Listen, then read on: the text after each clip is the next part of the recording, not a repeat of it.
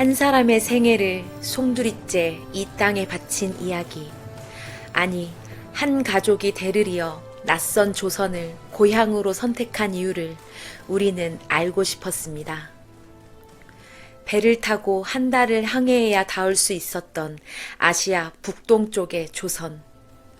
그들이 자식과 아내를 이 땅에 묻으면서도 끝내 조선을 사랑할 수밖에 없었던 이유는 무엇이었을까요?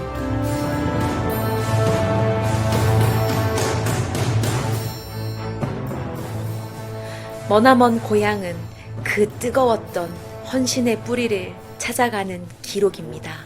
로버트 앤더슨 목사님이 쓰신 그 선교사들의 사역 전기예요. 네. 그다음에 케이티 맥밀런 선교사님이 쓰신 선교 보고서. 옛날엔 뭐 타이프라이팅 없고 네, 다 다 이렇게 글씨로. 핸드라이팅으로 써서 네. 선교 보고를 했고요. 우와. 그다음에 이제 그리어슨 목사님이 받으신 훈장이네요. 훈장도 이제 그 딸 도리스가 네. 죽기 전에 우리한테 기증하신. 1895년 조선 황해도 소래. 복음의 불모지였던 이곳에 한 이방인 윌리엄 맥켄지가 도착했습니다. 그는 조선인처럼 옷을 입고 조선인과 같은 음식을 먹으며 초가집에서 조선인들처럼 살았습니다. 그러나 낯선 땅에서 과로와 풍토병, 극심한 영양실조는 그의 몸을 서서히 무너뜨렸고 선교 1년 반 만에 그는 소래의 흙이 되었습니다. 그러나 맥켄지의 죽음은 끝이 아니라 시작이었습니다.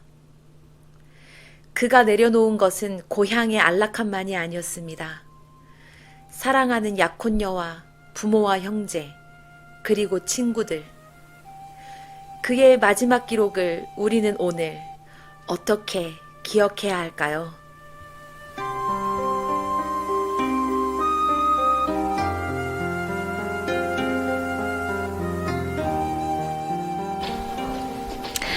여러분, 26은 어떤 나이인가요? 꿈을 꾸기에도 벅찬 그 나이에 이름도 모르는 낯선 나라의 흙이 된 한 청년. 그의 이름을, 이 청년의 유언을 오늘 왜 다시 꺼내보아야 할까요? 조선의 차가운 땅 속에 묻힌 것은 한 청년의 시신이 아니라 이 땅에 처음으로 심어진 사랑의 씨앗이었습니다. 그 씨앗은 한 사람의 이야기가 아니라 이후 수많은 헌신으로 이어질 시작이었습니다. 약혼자 윌리엄 맥켄지를 만나러 조선으로 향하던 길, 오사카 항구에서 전해진 비보, 약혼녀 엘리자베스 맥컬리와 그녀의 동생 루이스 맥컬리. 두 자매는 그가 남긴 마지막 유언을 가슴에 품고 평생을 조선의 어머니로 살아갔습니다. 그의 죽음 이후 무엇이 달라졌을까요?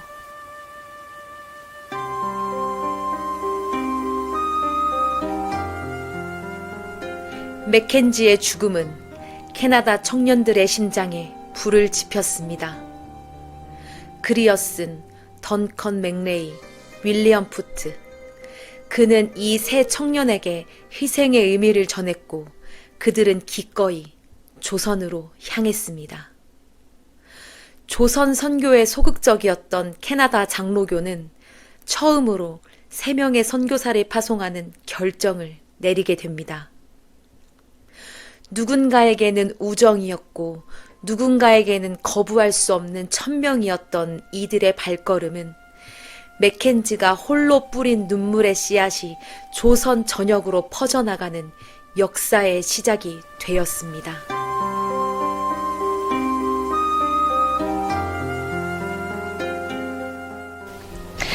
미국 노스캐롤라이나, 웰링턴, 한 세기를 넘겨 선교의 흔적을 간직해온 오래된 교회의 기록 보관소입니다.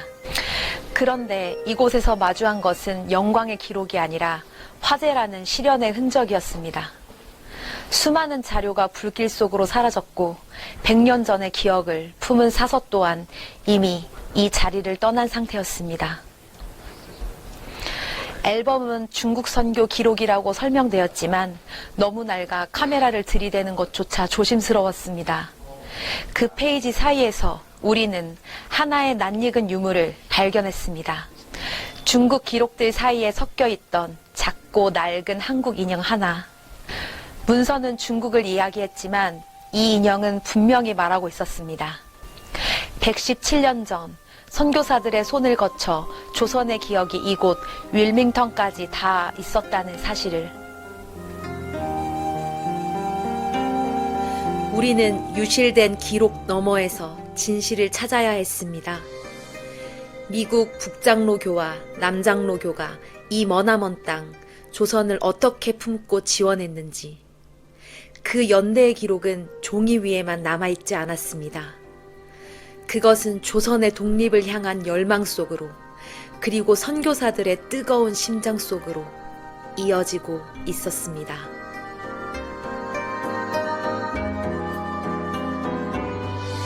맥켄지가 한 알의 미랄이 되어 죽음으로 선교의 문을 열었다면, 제임스 게일과 올리버 에비스는 그 열린 문을 통해 조선의 정신과 육체를 변화시켰습니다. 제임스 게일은 문학을 통해 조선의 깊은 정신문화를 세계에 알렸고, 올리버 에비스는 의학과 교육을 통해 조선 사회의 토대를 세우며 새로운 미래를 설계했습니다. 한 사람은 복음의 씨앗을 뿌렸고, 한 사람은 조선의 문화를 기록했으며, 또 한 사람은 조선인들의 생명과 내일을 키워냈습니다.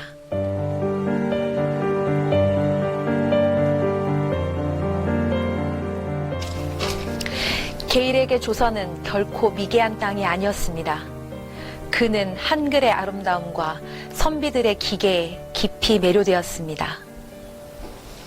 철로 역정을 우리말로 옮겨 새로운 사상을 전했고, 구운몽과 춘향전을 영어로 번역해 조선의 격조 높은 문화를 서구에 알린 문화의 대사였습니다.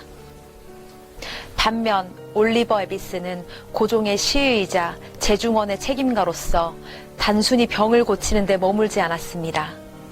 그는 현대적 병원 세브란스를 세워 조선의 근대의학의 뿌리를 내렸고, 이약서를 한글로 번역해 조선인 의사를 길러냈습니다. 가난한 이들에게 기꺼이 무료 진료를 베푼 진정한 의학의 개척자였습니다.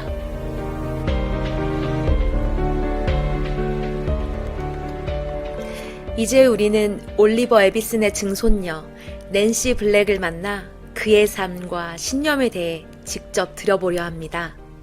So the first time I went to Korea as an adult, I was able to visit their graves.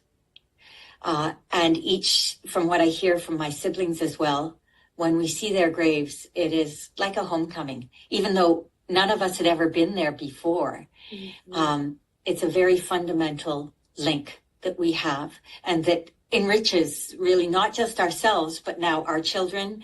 My husband, as I mentioned, absolutely enthralled by the stories that we have from Oliver Avison, as well from my grandfather, Douglas Bray Avison. And a little while ago, I'm not sure whether it's probably not going to come through very clearly, but this is a brass bowl. 올리버 에비슨 박사의 증손녀 낸시 블랙. 그녀는 증조부가 남긴 수많은 저서와 기록을 통해 한 가지 정신을 강조합니다. 에비스는 서구의 우월성에 기대지 않았고, 한국인들의 보호의 대상이 아닌 자신과 동등한 동반자로 바라보았습니다. 그는 의술을 베푸는 힘이 아니라 함께 나누는 지식으로 여겼습니다. 이것이 바로 에비슨이 남긴 수평적 동반자 정신이었습니다. 140년 전 그가 뿌린 이 정신의 씨앗은 오늘 대한민국 의료의 기적으로 결실을 맺었습니다. 이제 우리는 다시 질문을 던집니다. 에비슨이 남긴 이 동반자 정신은 다음 세대를 향해 어떤 모습으로 이어져야 할까요?